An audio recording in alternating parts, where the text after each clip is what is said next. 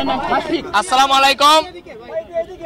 আসসালামু আলাইকুম। আমি মোহাম্মদ পাশফিক ইসলাম, কেন্দ্রীয় প্রতিনিধি, কারিগরি ছাত্র আন্দোলন বাংলাদেশ। আপনারা সকলে অবগত আছেন, কারিগরি সেক্টরে দীর্ঘ 7 মাস ধরে একটি আন্দোলন চলমান রয়েছে, যা হলো 6 দফা আন্দোলন। গত বছর 9 সেপ্টেম্বরও আমরা রাজপথ অবরোধ করেছিলাম। সেখানে সচিব মহোদয় ডক্টর ফরিদউদ্দিন আহমেদ স্যার, যিনি কারিগরি মাদ্রাসা বিভাগের সদ্য সাবেক সচিব, তিনি এসেছিলেন। তিনি আমাদের আশ্বাস দিয়েছিলেন আমাদের সকল দাবি বাস্তবায়ন করা হবে। কিন্তু দীর্ঘ 7 মাস বারবার দফায় দফায় বৈঠক করার পরও আমরা আশ্বাসের উপর আশ্বাস পেয়ে গেছি এবং বারবার আমাদের বলা হয়েছে যে আলোচনা করতে হবে, আলোচনা করতে হবে। এরই ধারাবাহিকতায় গত মার্চ মাসে একটি হাইকোর্টের একটি রিট প্রকাশিত হয়। সেখানে দেখা যায় আমাদের ক্রাফট ইন্সট্রাক্টর, যারা আমাদের অফিস সহকারী, এসএসসি এইচএসসি পাস, তাদেরকে শিক্ষক পদে পদায়ন করার জন্য রিট প্রদান করা হয়। যে রিটকে ছাত্র সমাজ কালো রিট হিসেবে আখ্যা করতেছে এবং এই রিট ছাত্র সমাজ প্রত্যাখ্যান করলো। ঠিক, তারই পরিপ্রেক্ষিতে 6 দফা আন্দোলন আবার পুনরায় সংগঠিত হয়। আমরা গত রমজান মাসে 23-24 তারিখ আমাদের কারিগরি শিক্ষা অধিদপ্তরে 2 দফায় বৈঠক করি, কিন্তু বারবার আমাদের বলা হয় তারা কার্যক্রম গ্রহণ করবে, মামলার ব্যাপারে আইনি পদক্ষেপ গ্রহণ করবে, কিন্তু কোনো ধরনের পদক্ষেপ আমরা দেখছি না।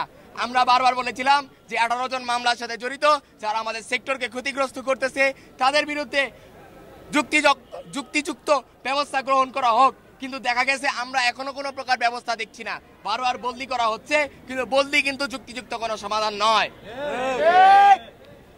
তারই পরিপ্রেক্ষিতে বারবার আমরা আলোচনার সুযোগ দেওয়ার পরও আমরা কোনো সমাধান পাই নাই।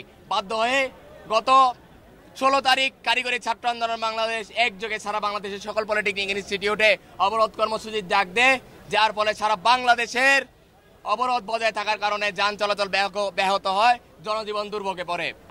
সরকার, আমি একটু জিজ্ঞেস করছি যে আমাদের আজকে আপনারা একটা কর্মসূচি পালন করলেন, আগামীকাল শুক্রবার, আগামীকাল সরকারি দপ্তর বন্ধ। আপনাদের সাথে কি সরকারের সাথে আলোচনার কোনো সম্ভাবনা আছে কিনা? যদি না থাকে সে ব্যাপারে আপনাদের কোনো মেসেজ আছে কিনা সেটা বলবেন, আর যদি না থাকে সেক্ষেত্রে আপনাদের পরবর্তী কর্মসূচি কি হবে সেটা। আমরা সরকার পক্ষকে অবশ্যই সহযোগিতা করতে চাই। আমরা চাই আমাদের দাবিগুলো যৌক্তিকভাবে, আমরা সরকার পক্ষকে অবশ্যই সহযোগিতা করতে চাই। এই সরকার আমাদের বিপ্লবীদের সরকার, আমাদের দাবি যৌক্তিকভাবে বাস্তবায়ন করার জন্য এবং দ্রুত থেকে দ্রুত সম্ভব বাস্তবায়ন করার জন্য আমরা সরকারের সাথে যদি বৈঠকের সুযোগ হয়, সেই যদি বৈঠক যদি যুক্তিযুক্ত হয়, তাহলে সেই ক্ষেত্রে আমরা চিন্তা করব যে বৈঠক করা যায় কিনা। কিন্তু আমাদের আন্দোলন কোনোভাবে বন্ধ থাকবে না। যেরকম আমরা সরকার পক্ষের প্রতি সম্মান রেখে গত রেল অবরোধ আমরা প্রত্যাখ্যান করে অথবা স্থগিত করে বৈঠকে গিয়েছিলাম, সেই বিষয়টা আর আমরা ঘটাবো না। আন্দোলন চলমান থাকবে। আন্দোলনের পাশাপাশি যদি বৈঠকের প্রস্তাব দেওয়া হয়, বৈঠক চাওয়া হয় যে কিভাবে কাজ করা যায়, সেই সুযোগ ছাত্র সমাজ অবশ্যই দিবে।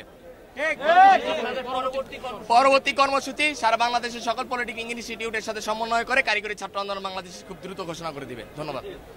জি, কুমিল্লায় আপনারা জানেন কুমিল্লা পলিটেকনিক ইনস্টিটিউটে আমাদের ভাইদের উপর কুমিল্লা পলিটেকনিক ইনস্টিটিউট সহ Bangladesh survey institute, CCN polytechnic সহ কুমিল্লার রাজপথে যারা শান্তিপূর্ণ সমাবেশ করছিল তাদেরকে সেনাবাহিনী কর্তৃক পরপরিচিত হামলা করা হয়। সেখানে আমাদের ভাইয়েরা গুলিবিদ্ধ হয়।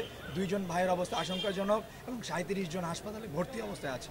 আপনারা জানেন জুলাই গণ অভ্যুত্থানের পরবর্তী সময়ে দেশের সবচেয়ে বড় আন্দোলন আমাদের পলিটেকনিক শিক্ষার্থীদের আন্দোলন। এই আন্দোলনে আমরা জানতাম আমাদের দেশের এবং আমাদের দেশের সর্বসাধারণ আস্থা সেনাবাহিনীর উপর ছিল, এখনও আছে। কিন্তু কোন তৃতীয় পক্ষ আমাদের সেনা ভাইদের উস্কে দিচ্ছে, আমাদের ভাইদের উপর গুলি চালিয়েছে, সেই গুলির সুষ্ঠু প্রমাণ সহ আমাদের কাছে আছে।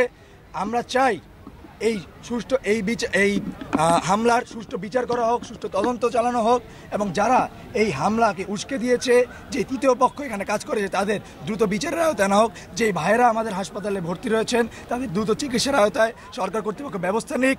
2 জন ভাইয়ের অবস্থা আশঙ্কাজনক, তাদেরকে ঢাকায় নিয়ে এসে দ্রুত সরকার কর্তৃপক্ষ থেকে কোনো প্রতিনিধি টিম পাঠিয়ে তাদেরকে সর্বোচ্চ সহযোগিতা করার অনুরোধ থাকবে আমাদের। সকলকে আমাদের ছাত্রলীগ, আপনারা জানেন দেশব্যাপী আমাদের আন্দোলন চলমান, সেটা শুধুমাত্র আমাদের কারিগরি শিক্ষার্থী পলিটেকনিক শিক্ষার্থীদের।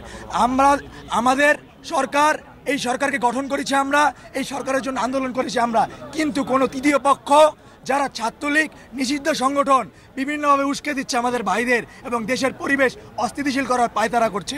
আমরা বলে দিতে চাই, এই ছাত্রলীগ আমাদের শুধু 6 দফা নয়, ছাত্রলীগকে যদি আবারও পুনরায় দমন করতে হয়, সেটা আমরা সর্বোচ্চ প্রস্তুতি নিয়ে তাদেরকে দমন করব। আপনাদের দাবির কোনো টাইম ফ্রেম আছে কিনা? যারা